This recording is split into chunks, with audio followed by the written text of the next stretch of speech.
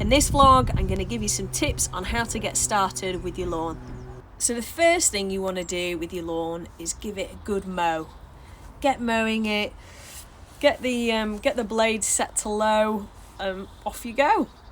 Once your mowing's done, the second thing is probably to go around with a fork, if you've got one, and just press into the ground and lift up the turf. And this creates a bit of air, creates circulation. It's what all the golf courses do, essentially, apparently. They go around and kind of fork the lawn.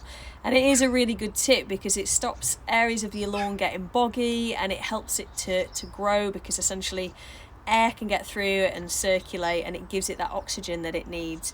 It is a bit of a pain up the arse, I'm not going to lie, to kind of go around with a fork every square metre or so and kind of lift up your turf. But you could just start by tackling the spots that are, you know, your patchy areas or the bits of your lawn that don't look so good. You could start there. So when you've gone round and forked it all, basically, the next thing to do would be to get a scarifier. Now, you can pick these up really, really cheap online on Amazon or somewhere like that, or a garden centre. Failing that, if you've got an old garden rake somewhere that's around, you can literally just rake it. And again, start with the problematic areas. And all it is to do is pull off all the mossy areas, the areas that aren't growing so well. You sort of go around and scarify it, get all the moss out as much as you can. Again, you know, it's not an easy job, it's quite hard work. You're on your hands and your knees and you're raking it up and down, but the more of that like old thatch that you pull out and all of that moss, it'll really help everything to get going and start growing underneath. So once you've done all of that, your lawn's probably going to look a bit of a mess. Mowed it nicely, it looked really nice for like 10 minutes, and then you've gone through forking it and scarifying it and it won't look so good, but it will bounce back. This is literally just the thing that you do at the start of the spring, and it will thank you for it later because it'll allow all that nice new growth to come through. The next thing you can do is work on your edging.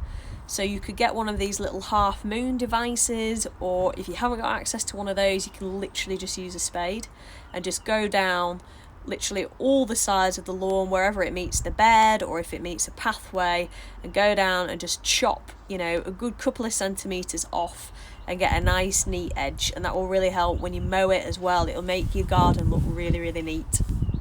The next thing to do is feed it. Give it some fertiliser, and it will thank you for this if you do it at the start of the season. You should give it a good feed now and then feed it basically throughout the summer. It's almost like an ongoing thing, and then it gets a feed sort of in the autumn just before everything stops slowing down. Now, I use sort of chicken manure pellets. You can buy things like that. You can spread them on your lawn. There's all sorts of different types of fertiliser and feed. I prefer to use something that's a bit more organic, rather than putting something on it that is going to really kill all the moss and kill things in the lawn. It's more about, for me, I find it is more hard work, but if you can try and take that out manually and then just feed the lawn some natural fertiliser, give it what it needs.